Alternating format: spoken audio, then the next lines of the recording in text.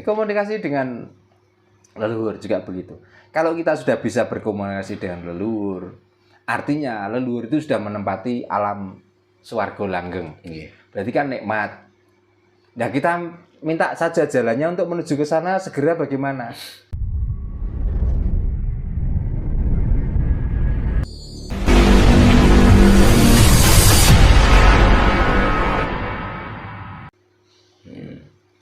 Komunikasi dengan leluhur juga begitu.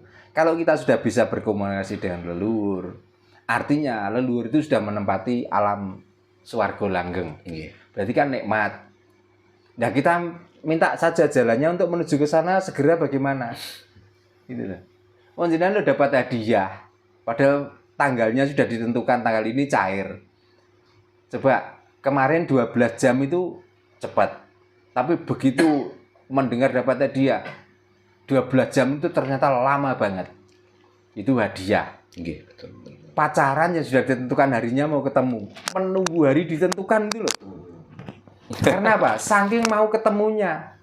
Dan itu pun kalau ada pekerjaan yang lain, ditinggalkan kok pekerjaan lu, mementingkan untuk ketemu kekasih itu tadi. Saking senengnya gitu. Apalagi surga yang dibicarakan dengan nikmatnya, dengan itunya. Loh, buktinya orang-orang yang mau pergi ke surga yang namanya sakit, kok bingung golek obat. Mati. Ya kan, mendingan cepat segera kita mati supaya segera mencapai ke sana. Oh, kita sudah sering menceritakan tentang nikmatnya surga. Kok saya ketakutan? Loh, mau mati saja kadang-kadang minta bantuan untuk dibacakan surat ini, surat itu. Kenapa? Saya itu seandainya sudah tahu dan paham tentang itu, kok saya itu sakit, seandainya saya tidak memikirkan sakitnya, mendingan tak tekek kok leherku, supaya menuju ke sana cepet-cepetan. Kan begitu kok. Tapi karena saya itu percaya surga itu di dunia, maka saya itu setiap hari itu melakukan seperti ini, supaya saya itu selalu menikmati indahnya dunia dan surga dunia ini loh. Maka kalau saya ada yang mendoakan Pak Jarno mudah-mudahan diparingi umur pendek, saya menolak. Karena saya masih merasakan nikmatnya dunia ini. Nah, karena nanti yang pulang itu jasad saya itu mati tapi roh saya masih hidup, itu urusan roh bukan urusan saya. Apalagi doanya pakai mudah-mudahan. Nah, apalagi mudah-mudahan, malah wis nguatiri. Enggak jelas Pak. Enggak jelas. Kadang saya kalau mendengar cerita tentang surga itu, kadang saya itu lucu Pak. Gitu. Katanya di sana itu kan semua yang ada di bumi itu di sana itu nggak ada kata-kata haram gitu. Nah, kok lucu temen mana surga kok ngebibir entok tua kok orang haram. Kok segampang itu lah. Kadang saya maka di sana itu nggak ada sendiri bakal dengar cerita surga itu. Semuanya nggak ada najis pokoknya di sana. Nah, gitu. Nah, terus kita minum kencingnya lewat mana? Betul. Berarti setelah hubungan dengan bidadari kita nggak perlu cewek terusnya. Oke, ya, itu kan kalau kita hubungkan tuh ada kaitannya dengan cerita Adam dan Hawa sosok Pak. Di sana surga itu kenapa Adam dan Hawa sosok itu diturunkan ke bumi karena makan apa yang namanya khuldi. Nah, katanya di surga itu semuanya kan nggak ada yang haram, semuanya kan enak-enak. Kenapa kok ada buah yang tidak boleh dimakan? Kan lucu lagi Pak Jarno. Ya, dua kalinya banyak cerita menerangkan bahwa Adam dan Hawa diceritakan juga dari 4 unsur. Ya, termasuk bumi, air, api, dan angin. Nah, pertanyaannya kan gini. Di surga itu bumi, apakah air, apakah api, apakah angin? Karena di surga tidak terkenal ada api. Yang ada api itu di neraka. Berarti Adam itu campuran dari neraka dan campuran dari. Terus yang kedua kali diturunkan dari surga itu kira-kira usia berapa? Terus pertanyaannya lagi, karena sudah kodrat alam orang yang lahir itu melalui rahim ibu dan dari bapak. Adakah yang berani menjawab siapa bapak Adam dan ibunya Ibu Hawa? Itu. Terus waktu di surga dia itu dirawat oleh siapa? Wong dia turun diceritakan waktu itu sudah mulai remaja, sudah mulai dewasa. Bahkan waktu itu sudah dikenalkan oleh Ibu Hawa. Dan dia sudah mempunyai nafsu dan lain sebagainya. Terus yang keempat kalinya, karena saya yakin waktu Nabi Adam dan Ibu Hawa dilahirkan itu belum ada tempat belajar. Oke, belum ada pasti. Terus yang menceritakan itu berapa ratus tahun kemudian. Orang yang mengenali tulisan, mengenali aksara, sehingga lalu ditanyakan lagi, Adam itu waktu turun pakai bahasa apa? Kan gitu. Makanya kita itu harus waras, harus Jawa. Ya. Jadi Adam dan Hawa itu sebenarnya hanya simbolis adanya manusia ini loh. Gitu. Makanya kadang ketika Adam dan Hawa bertemu dan akhirnya menjadi yang namanya suami istri gitu Pak. Nah kadang saya juga berpikir ketika Adam dan Hawa itu bersatu, terus siapa yang menjadi penghulu, saksinya siapa gitu. Salah satu ulama menerangkan bahwa waktu itu yang menyaksikan langsung itu Gusti Allah. Padahal di dalam Al-Quran sudah jelas laisa kamislihi syai'un. Ya.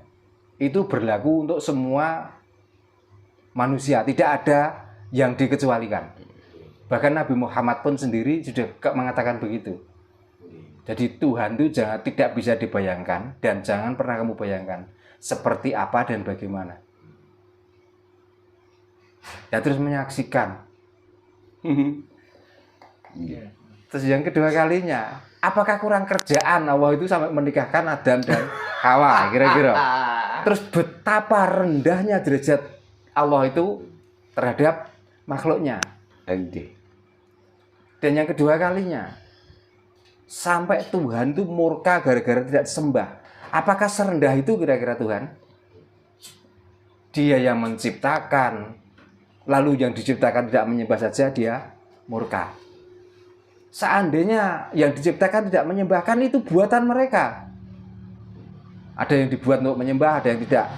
Itu supaya apa? Untuk memenuhi atau untuk membuat cerita di dunia ini. Terus karena dia yang menciptakan tidak menyembah, terus dia yang murka, dia menghakimi, apakah bukan Tuhan ban cinde ban siladan? Kira-kira. Coba. Makanya ayo Jawa, ayo waras. Oke Pak, itu harus Pak ini Pak, harus waras pokoknya, biar nggak selalu dibodohi. Makanya kadang kok ada cerita rekayasa tentang buah koldi, padahal itu sebetulnya kalau saya pribadi Pak, ya lucu juga loh Pak. Kalau buah koldi gini loh Mas, waktu itu aja belum ada peradaban manusia. Ya. Terus yang menamai kalau buah itu koldi itu siapa gitu loh. Coba tuh. Berarti sebenarnya ini karangan toh Pak. Halusinasi manusia sebenarnya kepengen menyempurnakan dirinya, tapi nggak malah sempurna. Makanya sampai sekarang Mas, orang itu banyak yang masih mencari Tuhan tapi tidak bisa merasakan adanya Tuhan yang sudah ada pada diri kita sendiri. Itu makanya selamanya ya mencari terus.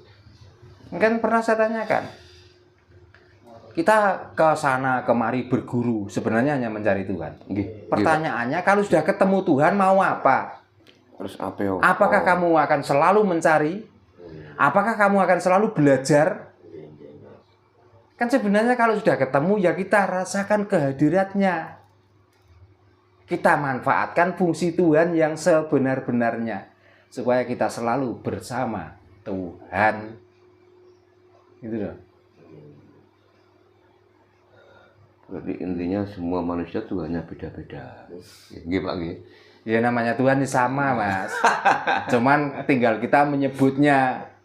Makanya saya tuh Tuhan itu disebut Gusti Sarimin sah, disebut Gusti Paijan sah.